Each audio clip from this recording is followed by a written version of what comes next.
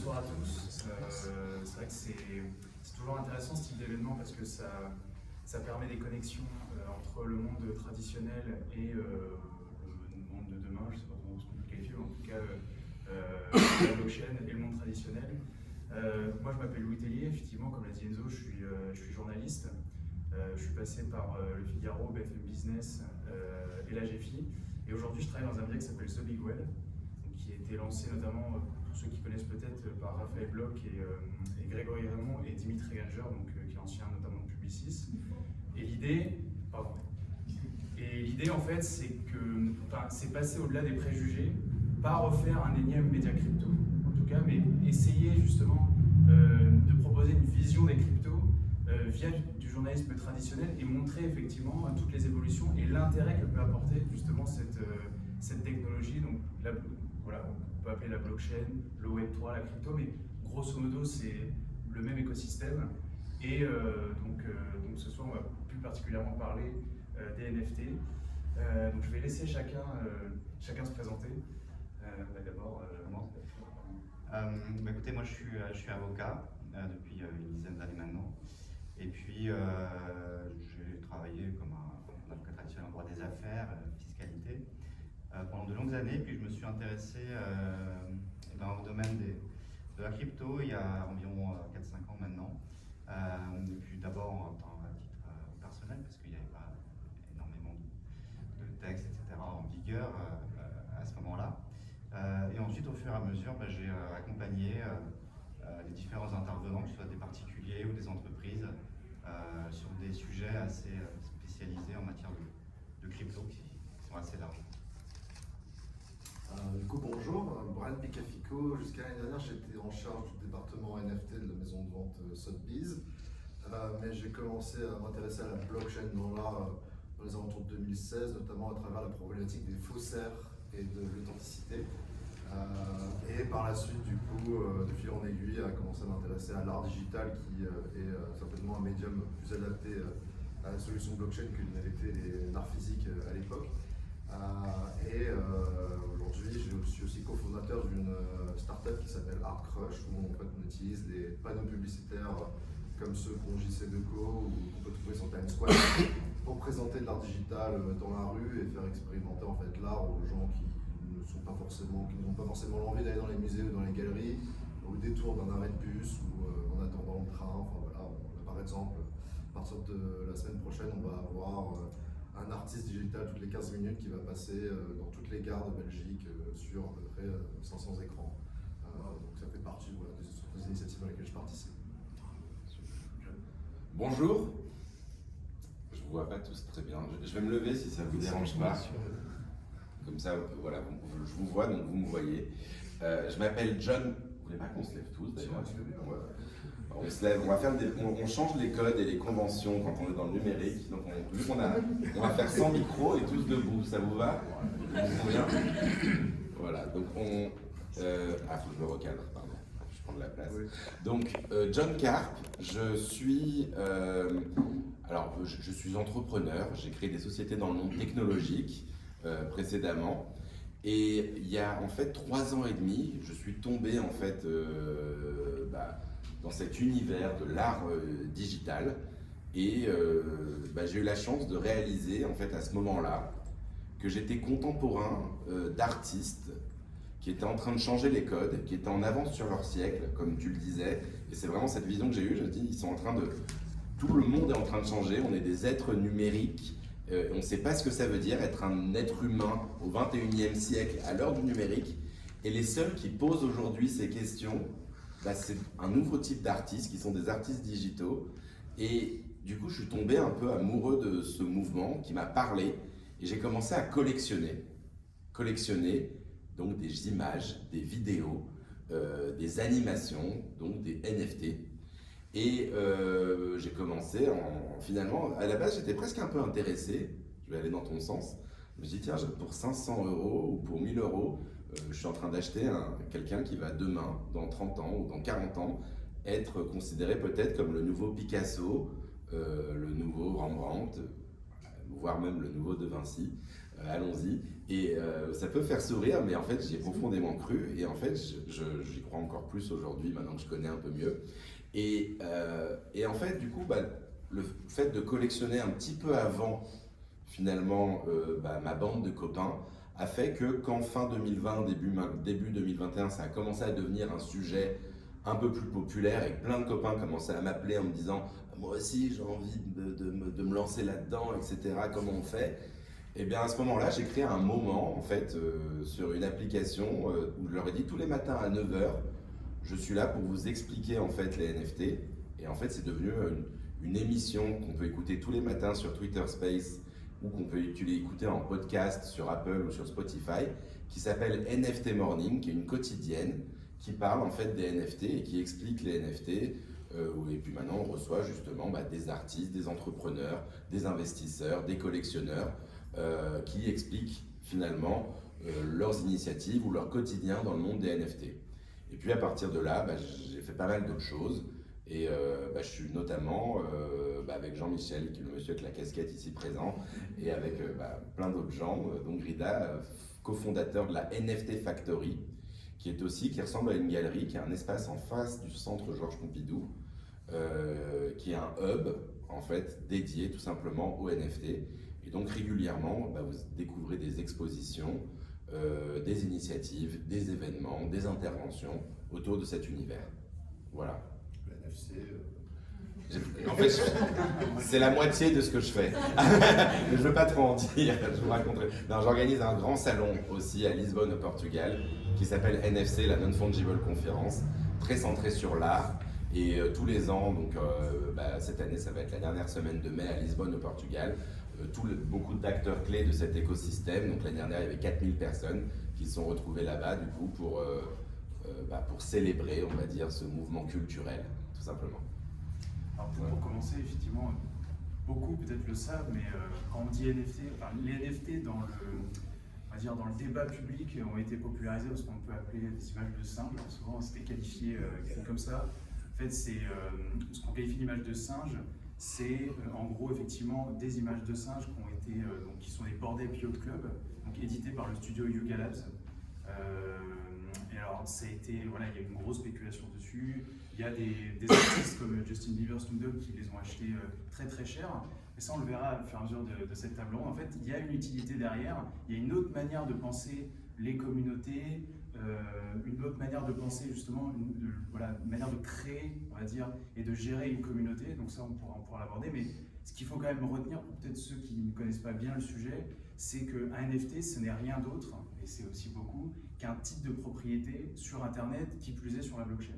Et ce qui est intéressant, c'est que ce titre de propriété, il est à la fois traçable et en même temps, tout le monde peut vérifier, parce que la blockchain, donc publique, en fait, est accessible à tout le monde. Donc on peut vérifier à qui appartient ce NFT et son historique. Donc peut-être en commençant du côté peut-être juridique, qu'est-ce que ça change?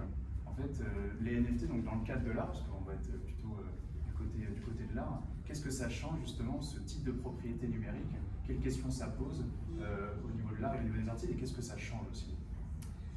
Alors effectivement, après au niveau les NFT, en fait, ça introduit de nouvelles problématiques juridiques, parce que jusqu'à encore il y a quelques années, on était sur de l'art physique, avec des contrats physiques, et puis avec des règles qui étaient quand même assez balisées depuis très longtemps. Et donc le fait d'introduire de l'art purement numérique avec un certificat de propriété qui est purement numérique, ça soulève énormément de questions qui doivent être répondues en fait. Effectivement, quand j'ai un NFT, qu'est-ce que j'ai? Là, on parle de titre de propriété. Est-ce que j'ai vraiment la propriété du sous-jacent qui peut être multiple, ça peut être un bien corporel, un bien immobilier, une œuvre d'art, etc. Et donc, quand on a le NFT, on a souvent tendance à penser qu'on a aussi le sous-jacent, ce qui n'est pas forcément évident et ce qui est même faux d'ailleurs. Et donc, ça ouvre de nouvelles opportunités, parce que le problème principal, c'est que on est dans le cadre de transactions entre des personnes qui sont assez courantes. Et donc, quand je transmets mon NFT à une autre personne, quand je le revends, il faut arriver à ce que la propriété, que les droits de propriété intellectuelle soient aussi cédés ou pas, ou en tout cas avec. En tout cas, ça doit être vraiment appréhendé. Et donc, c'est tous les sujets qui sont actuels. Et le sujet de droit de propriété actuel, c'est vraiment quelque chose qui est vraiment fondamental, surtout dans le domaine des NFT. Et donc voilà où on en est, mais ça ouvre énormément de perspectives dans un monde qui va être de plus en plus numérique. Et donc, on va devoir se transférer la propriété de manière juridiquement sûre, Avec des nouveaux codes. et avec des nouveaux codes, etc. C'est quand même pas possible actuellement d'avoir quelque chose qui est transmissible très facilement à un NFT de manière incorporelle, et en même temps d'avoir des contrats papier signés à côté, etc. Et donc c'est tout l'enjeu qu'il va falloir appréhender juridiquement pour pouvoir faciliter les échanges dans un cadre légal et contractuel qui soit solide. Alors, une des premières questions qu'on m'a posées en entrant ici, c'est effectivement quel est l'art aujourd'hui? Qu'est-ce qui est de l'art? Donc, voilà, en fonction des générations, on a peut-être du mal à concevoir ce que vous voyez ici comme de l'art, en tout cas. Qu'est-ce que ça change chez Sotheby's, cette affaire culturelle, notamment, où, grosso modo, voilà, l'art est en train d'être redéfini par le digital? Alors il faut savoir que chez Sotheby's, on vend aussi bien des voitures de luxe que des montres et des sacs à main. Donc la question n'est pas tellement de savoir est-ce qu'on la considère, ces créations, ce médium-là, comme quelque chose d'artistique. Fondamentalement, je trouve que Sotheby's, c'est une maison de vente. Hein. On est là pour mettre en avant l'offre et la demande et sur un marché sans aucun filet, quoi. Après, le rôle de Sotheby's aujourd'hui et des institutions comme les maisons de vente dans le milieu des NFT est très différent de celle qu'elles ont dans le monde de l'art traditionnel. C'est-à-dire que pour un artiste NFT, participer à une vente chez Sotheby's, c'est une forme de reconnaissance institutionnelle. Là où dans le monde de l'art traditionnel, parfois des galeristes vont éviter au maximum que leurs artistes passent en maison de vente, puisqu'ils essaient de contrôler la cote de leurs artistes et d'augmenter leur prix de vente d'à peu près 10% chaque année. Or, c'est pour ça que vous avez des contrats de non-revente sur 3, 4, 5 ans, puisque justement ça permet aux galeristes de garder le contrôle sur le stock qui est disponible à la vente. Et si ça passe en maison de vente, il n'y a plus de contrôle et souvent vous pouvez acheter moins cher des œuvres d'art traditionnelles en maison de vente que à la dernière expo du galeriste qui le représente. Donc il faut pas savoir ça, c'est différent, le rôle qu'a Sotheby's dans ces écosystèmes-là est très différent. Et c'est notamment une des conséquences peut-être du manque d'intérêt encore du monde institutionnel pour les NFT, que ce soit les musées, la presse spécialisée, les FRAC, les programmes de résidence, etc. Aujourd'hui, tous ces rôles-là sont soit pris en charge par des institutions comme les maisons de vente à travers la reconnaissance institutionnelle, etc.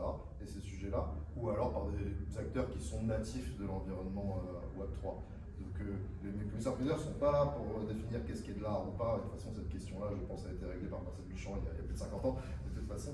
Mais fondamentalement, aujourd'hui, l'implication qu'a les maisons de vente dans le marché NFT, elle est là pour montrer un intérêt, je pense, large, une base de collectionneurs qui est très large, et pour présenter aussi ces nouveaux médias artistiques et être capable en fait, de les présenter peut-être de manière plus intéressante ou d'avoir une approche qui est plus institutionnelle que pourraient l'avoir des marketplaces NFT ou d'autres initiatives dans le genre.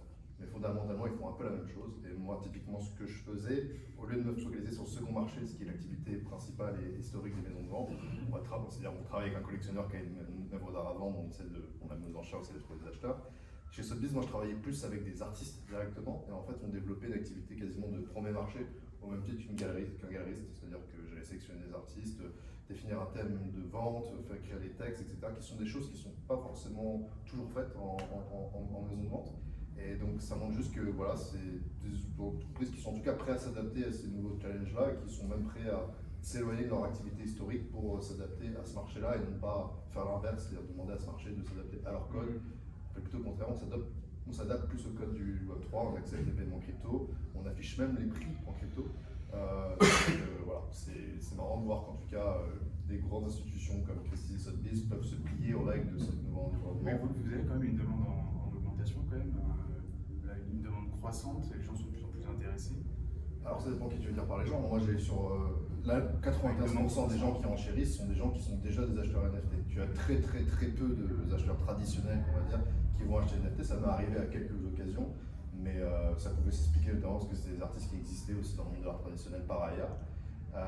Mais foncièrement, l'intérêt, je pense que une caractéristique commune qu'ont les collectionneurs Web3 et des collectionneurs traditionnels, c'est la curiosité. Donc c'est des gens qui sont curieux, qui s'intéressent à plein de choses et qui s'intéressent aussi à ces sujets-là par extension. Mais c'est déjà historiquement difficile de faire acheter de l'art contemporain quelqu'un qui achète de l'art moderne ou ancien. Alors faire acheter de l'art digital, c'est encore un autre challenge. Je pense que les gens qui achètent de l'art ancien, ou dont leur trip c'est le mobilier du 18e, ils ont très largement de quoi s'amuser dans le mobilier du 18e sans avoir besoin d'aller vers les NFT. Donc nous, ce qu'on voit, c'est que c'est une nouvelle génération d'acheteurs, des millennials, 35, 45 ans, 50 ans et plus. C'est pas du tout des gens de la vingtaine comme on peut souvent le croire. Et c'est des gens qui ont, pour la plupart, jamais acheté d'œuvres d'art avant d'acheter des NFT. Alors justement, John, alors d'une part, on a parlé de disruption, c'est le mot qui revient souvent avec la blockchain. En quoi est-ce que les NFT appliqués à l'art, ça pourrait entraîner justement une désintermédiation avec ou alors en tout cas un changement des métiers?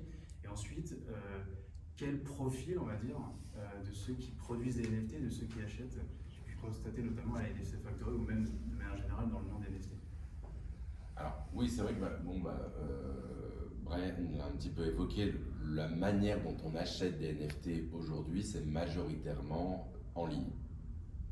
C'est majoritairement en ligne, ça veut dire que de temps en temps, il y a quelques ventes qui vont avoir lieu justement dans en salle d'enchères ou en galerie, mais majoritairement, il y a des grandes plateformes qui se sont créées sur lesquelles, théoriquement, même l'artiste va proposer ses œuvres en vente et potentiellement donc un acheteur, il y a plein de modes de commercialisation, soit sous forme d'enchères, soit sous forme de prix fixe, va acquérir l'œuvre.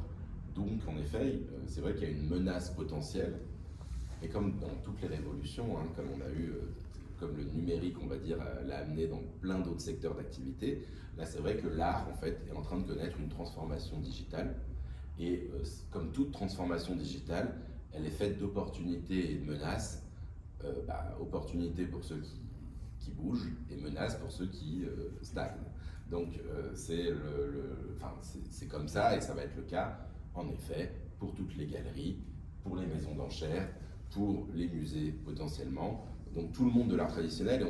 Et ne vous y trompez pas, c'est pour ça qu'on voit que finalement le Centre Georges Pompidou a sa collection permanente de NFT, qu'on voit que le musée d'Orsay justement s'y est mis il n'y a pas longtemps, qu'on voit finalement, on dit que c'est le futur, mais finalement pour le monde de l'art, c'est quand même, il ne faut pas sous-estimer le fait que, moi je suis impressionné par la capacité d'institutions qui sont quand même très lentes comme les musées, à avoir su réagir en moins de 2 ans pour commencer à s'y mettre.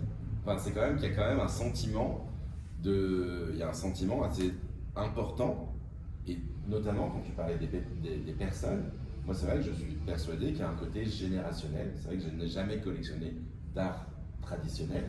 Alors, je ne suis pas particulièrement jeune, mais c'est pas une histoire d'âge en fait, c'est une histoire de génération au sens de génération internet, on va dire tout simplement. Et c'est vrai que posséder des biens numériques, ça c'est pas le futur, c'est le présent. Je dis souvent, je prends souvent l'exemple des jeux vidéo, mais c'est 6 milliards par an qui sont dépensés dans Fortnite pour acheter du style numérique. Ce qu'on appelle des skins, c'est rien d'autre que des vêtements, finalement, une manière de s'habiller dans un jeu vidéo. Être représenté dans le monde digital. Être représenté dans le monde digital. Et c'est pas pour être forcément plus fort ou moins fort, c'est simplement pour que ses copains voient sa nouvelle skin. Et c'est 6 milliards par an. C'est déjà un marché monumental. On achète des biens numériques régulièrement. La seule notion que rajoute la blockchain, qui est assez neuve, c'est cette notion de propriété. Ça veut dire que, en effet, là, tous les acteurs, je fais un petit aparté dans le monde du jeu vidéo, mais les acteurs qui travaillent dessus sur le monde du jeu vidéo travaillent pour que ces skins qu'ils vont acheter dans leur jeu, contrairement à Fortnite, on puisse, comme n'importe quel type de propriété, les vendre demain sur Vinted ou sur Le Bon Coin, ou qu'on puisse les prêter à un ami, ou si c'est un objet de grande valeur, le mettre en caution peut-être pour un crédit, ou le brûler si on le souhaite. En fait, c'est tout ça que ça apporte, en fait, cette notion de NFT, c'est la propriété d'un bien numérique. Internet, c'est quelque chose de très jeune. Même nous, on a tous, moi j'ai vécu la naissance d'Internet, mais c'est quelque chose qui va perdurer pour les milliers d'années à venir. En tout cas, ça va évoluer, mais on n'en est qu'au tout début. Et donc, cette notion de propriété, qui pour le coup a des dizaines de milliers d'années, va forcément à un moment arriver. Et donc, elle est déjà présente pour le monde de l'art. Et donc, on a déjà un marché, même si c'est vrai que ça peut paraître complexe, mais aujourd'hui, ça marche. C'est-à-dire que c'est tous les jours, des milliers et des milliers de personnes achètent et vendent et ont confiance dans ce système qui est la blockchain pour pouvoir acheter et vendre des œuvres. Et donc il y a une reconnaissance de tous ces acteurs pour se dire, bah oui, c'est écrit dans le registre, un tel a acheté telle œuvre auprès de telle autre personne à tel prix, à tel moment. Et ce registre n'a jamais été piraté, il est infalsifiable, il est immodifiable et il est complètement transparent. Ce qui est une révolution en fait dans le monde de l'art. C'est-à-dire que le monde de l'art, typiquement, ça a toujours été une forme d'opacité, contrôlée, maîtrisée, mais qui fait que justement, à la base, c'est les galeries qui ont cette capacité de pouvoir dire, d'avoir un peu de savoir les prix en fait pour un artiste, de vous dire s'il le souhaite ou s'il le souhaite pas, en fonction de est-ce qu'ils estiment que vous êtes un collectionneur, le bon collectionneur pour eux, ou que vous êtes assez crédible, vous donner l'information ou pas. Et là, c'est vrai que c'est une transformation, mais monumentale, parce que tout est écrit, tout est transparent, tout est vu, on sait qui a acheté quoi à quel prix. Donc c'est vrai que on peut parler de spéculation, on peut parler de manipulation, mais contrairement au monde de l'art traditionnel, là tout le monde peut les voir. Et donc ça apporte quand même quelque chose d'assez puissant. Ça veut dire que c'est... et donc tout est vu, tout est su, et donc les personnes qui tiennent à leur image ou à leur réputation vont quand même faire attention à ce qu'ils font. Et donc pour revenir aux personnes, en fait la question sur l'art numérique, pour moi, c'est pas une question de est-ce que ça va marcher ou pas. La seule question, c'est quand est-ce que 80% de la population va collectionner des NFT? Est-ce que c'est dans 2 ans, dans 3 ans, dans 5 ans, dans 10 ans? C'est ça la question.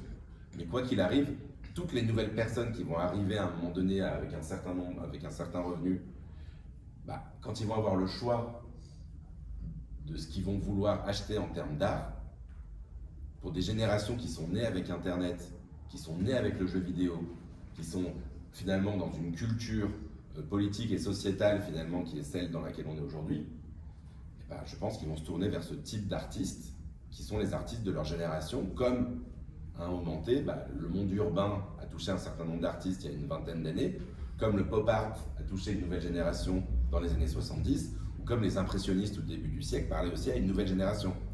Et donc, est-ce de l'art, est-ce pas de l'art? Moi j'en suis persuadé, mais je ne vais pas en juger. Maintenant, seule l'histoire le dira, mais quoi qu'il arrive en tout cas, des nouveaux collectionneurs vont apparaître et de plus en plus ils vont se tourner vers des artistes numériques.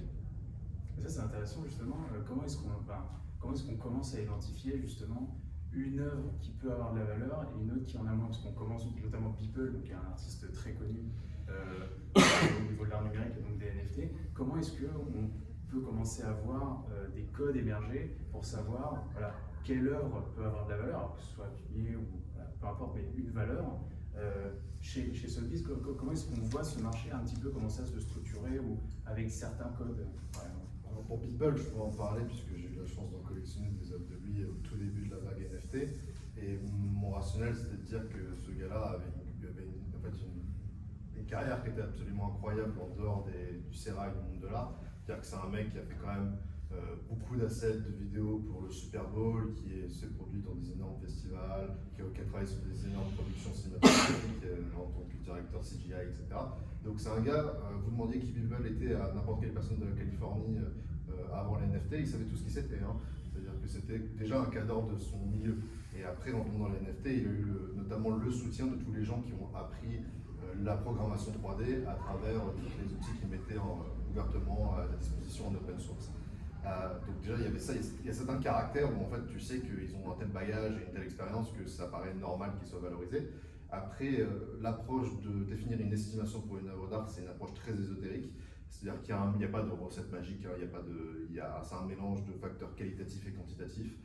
Les quantitatifs, ça peut être très bien, du coup, les prix en premier marché, comme tu l'as dit, qui sont totalement transparents, à la différence du monde de l'art où seuls les prix en second marché sont transparents en vente publique.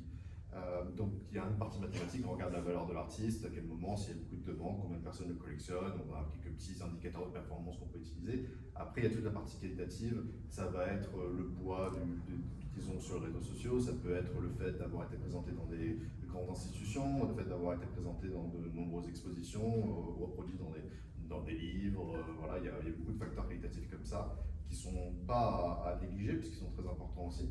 Et donc avec tout ça, on essaie de faire un peu une estimation. Mais l'estimation, elle est faite pour être brisée de toute façon. C'est pas une science exacte.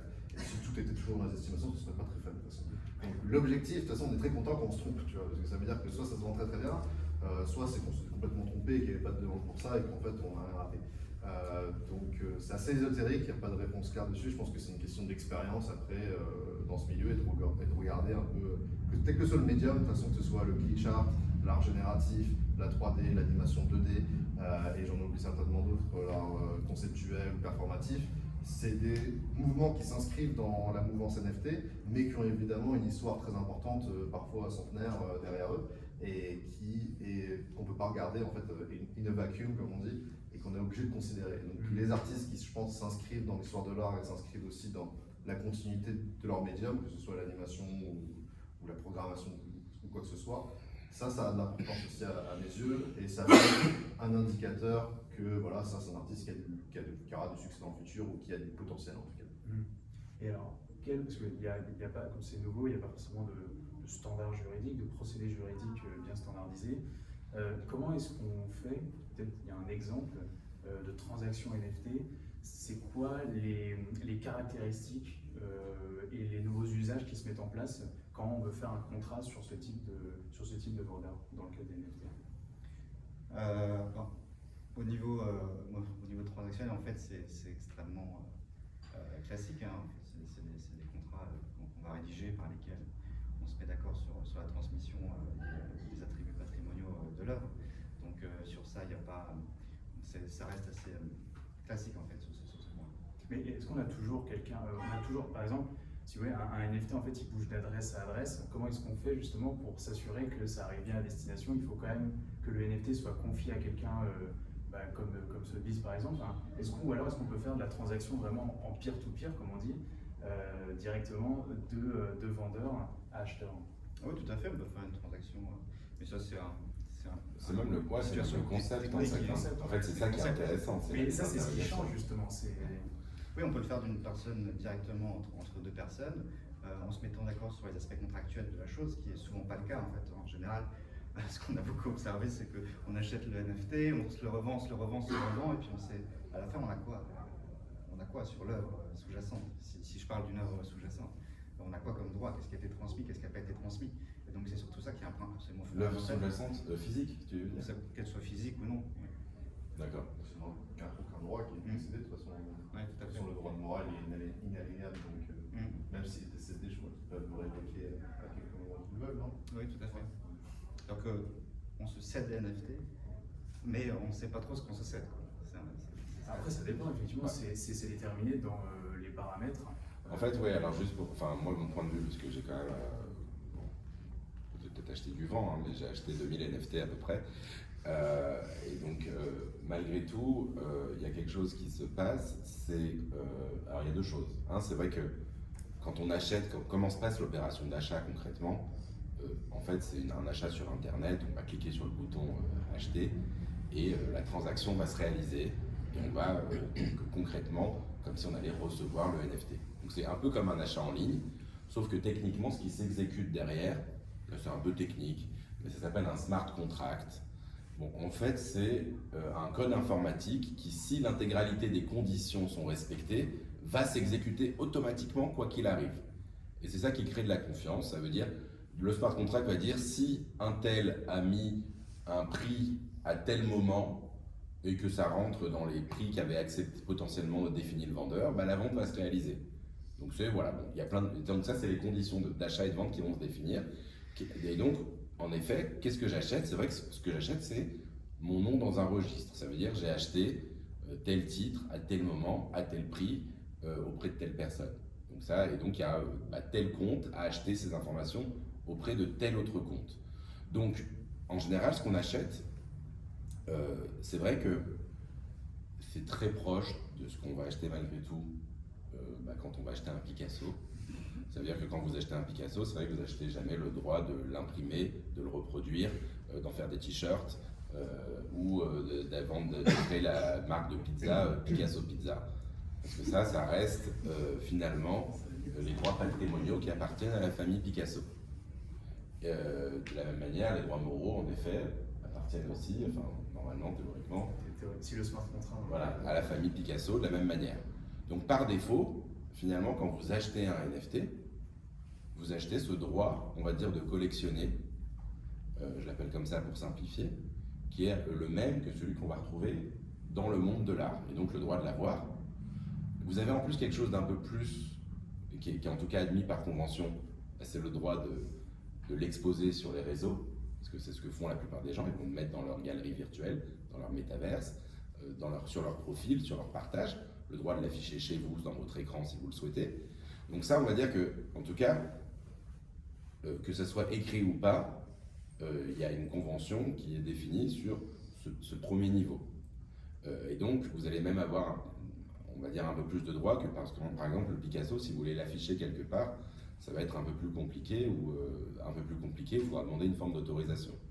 Donc vous avez le dépasser, etc. Après, c'est vrai que sur la plupart des NFT, vous n'avez pas ces droits d'exploitation, mais en ce qui concerne l'art, en tout cas, mis à part quelques exceptions, mais bon, ça c'est voilà, où justement c'est là qu'il y a une petite révolution. Sur certains autres NFT, ils ont défini des droits d'exploitation. Pour le coup, posséder par exemple un de ces fameux singes, un Bored Ape, va vous permettre d'exploiter la marque qui en découle, d'exploiter le personnage et de l'exploiter potentiellement commercialement. Et donc ça, c'était pas très clair. Et là, ils ont défini, ils ont contractualisé, ils ont documenté un peu plus les informations liées à ça. Et donc en effet, maintenant, de plus en plus, malgré tout, pour définir les choses, même si elles étaient, parce que c'était un secteur neuf, donc il y avait une convention qui le définissait, mais de plus en plus, les artistes, on va avoir tendance à écrire un peu ce qu'ils délèguent dans ce contrat. C'est ça à peu près, non? Exactement. En fait, il faut peut-être, avant de passer aux questions, Pour les questions, les gens viendront D'accord, peut-être éventuellement directement, parce que après on va avancer. parce qu'en fait, ce qu'il faut imaginer quand on dit non-fungible token, en fait, en gros, il faut imaginer que le NFT, il va être mis donc, dans un contrat, donc dans ça peut être un token, et en fait, c'est une crypto qui est unique, qui a marqué en gros qu'il peut y en avoir qu'une seule. En fait, c'est ça qui est intéressant. Et dedans, comme l'a décrit John, vous pouvez absolument mettre plein de conditions. Si vous voulez toucher des royalties dessus quand il se revend, à qui vous voulez le vendre, le prix, est-ce qu'il peut monter, est-ce qu'il peut descendre. Enfin, il y a un tas de paramètres. Par exemple, les NFT qui s'appellent souvenirs digitaux au musée d'Orsay, le prix est fixe. C'est-à-dire que vous n'êtes pas obligé de faire, vous ne pouvez pas pour l'instant faire de spéculation dessus. Donc en fait, il y a tout un tas de conditions, et ce qui est intéressant, c'est que les contrats-là sont peuvent être complètement sur la blockchain. Vraiment, tout est automatisé. Bon, après, ça va poser d'autres problèmes, mais voilà, c'est ça qui est vraiment nouveau. C'est-à-dire que pour la première fois, vous avez des contrats qui circulent avec une œuvre, quelque chose d'attaché, complètement dans l'espace digital numérique. Oui, et puis ça résout certains problèmes. On a eu, alors je ne suis pas un spécialiste du monde de l'art, mais j'ai pu comprendre que le droit de suite est un sujet qui pouvait être assez problématique pour les artistes et qui n'était pas forcément rémunéré autant qu'ils le devaient. Et justement, grâce à ces contrats intelligents, on peut dès le début prévoir un droit de suite d'un certain pourcentage, celui de l'artiste décidera. Et donc, à chaque fois qu'il y aura une transaction, ces contrats intelligents directement iront rémunérer l'artiste. Ça sera fait de manière traçable et totalement certaine, ce qui n'était pas le cas encore aujourd'hui. Je pense que le temps est écoulé. Et malheureusement, c'était passionnant, mais il faut bien qu'on avance. Allez-y, si vous voulez dire un petit mot la dernière fois pour. Bon, je pense qu'on est plutôt tous d'accord. Savoir sur pas conclure, mais peut-être que, en tout cas, pour revenir à ce que disait John au début, et peut-être juste l'intérêt. Moi, ce qui m'intéresse fondamentalement artistiquement sur la blockchain, c'est moins les médiums que j'ai mentionnés qui ont donc une histoire existante, mais plus les médiums qui sont natifs de cette technologie-là. En fait, ce qui m'intéresse, c'est les œuvres d'art qui ne pourraient pas exister sans cette technologie. Et ça c'est intéressant, et c'est ce qu'on appelle notamment le crypto art et le blockchain art. Ça va être des œuvres d'art qui vont soit traiter de l'éthos de la crypto et de ses héros. J'avais mentionné Joël Change dans une discussion, mais un portrait de Satoshi Nakamoto, pour moi par exemple, c'est du crypto art. Et après, le blockchain art, c'est les gens qui vont utiliser vraiment les smart contracts comme un outil de création qui peut être collaboratif, qui peut être aussi très, très conceptuel fondamentalement. Et ça, c'est ce que je trouve le plus intéressant, c'est ce qui a sûrement de plus technique et qui ne parlera pas à tout le monde puisque stylistiquement c'est particulier. Mais en tout cas, c'est intéressant de voir qu'on peut encore créer des nouvelles formes d'œuvres d'art qui, encore aujourd'hui, là où en fait on est tous habitués à utiliser les médiums dinobles, la pierre, le bois, la toile pour produire. Et que en fait, même si l'art digital, l'art numérique et l'art génératif ont une histoire quasiment cinquantenaire en fait. Et il y a eu des artistes digitaux qui vendaient des œuvres avant les NFT, et il y a eu des artistes d'art génératif qui avaient des grandes carrières avant les NFT aussi également. C'est intéressant de voir qu'il y a des nouveaux médiums, des nouveaux artistes et des choses qu'on n'a jamais vues avant en fait, qui continuent à créer. Et je pense que c'est ça qui est intéressant, qu'on ne voit nulle part autre en fait que sur les marketplaces que nous on fréquente et sur la blockchain, et que c'est pas des choses que vous verrez dans des galeries et que vous verrez en vous baladant dans le marais. Donc moi qui étant quelqu'un qui aime bien découvrir des nouvelles choses et qui soit curieux de ce qui se passe aujourd'hui et maintenant, c'est vrai que c'est une opportunité en or pour découvrir des artistes, des créations auxquelles on ne s'attend pas et qui peuvent, je pense, nous faire rêver et nous inspirer, quoi. C'est sûr. Et je pense que c'est intéressant de parler des catégories parce qu'en fait, c'est impossible, moi c'est vraiment ma conclusion, c'est impossible de dire j'aime pas les NFT. Pourquoi c'est impossible? Parce que c'est comme dire j'aime pas l'art, ou j'aime pas les crayons, j'aime pas les pinceaux. En fait, avec ces outils, l'outil du numérique, il y a nous on en a cité là des dizaines de styles, des dizaines d'écoles. Et en effet, on va trouver de l'art on-chain, de l'art qui va évoluer en fonction de son propriétaire, de l'art qui va évoluer en fonction du temps, de l'art qui va évoluer en fonction de la communauté. Donc tout ce que permet de faire l'informatique, qu'on ne permettait pas de faire avant, de l'art créé en effet par des algorithmes intelligents ou par intelligence artificielle, de la photographie, du dessin numérique, justement, de la 3D, du glitch comme on dit, ça veut dire donc de l'aquarelle, du dessin. En fait, il y a forcément des artistes qui, en fait, vont vous parler, c'est juste qu'ils utilisent des nouveaux outils. Et donc, simplement, je vous recommande de parler avec les artistes qui sont là. Vous avez la chance d'avoir des artistes brillants qui sont présents ici ce soir et qui font des créations exceptionnelles. Et vous allez juste vous rendre compte que, oui, comme dans toute l'histoire de l'art depuis des milliers d'années, il y a des gens qui sont un peu à la pointe et qui prennent les nouveaux outils qui sont à leur disposition pour essayer de pousser les limites. Et aujourd'hui, c'est ces gens-là. Donc allez leur parler. Merci à vous.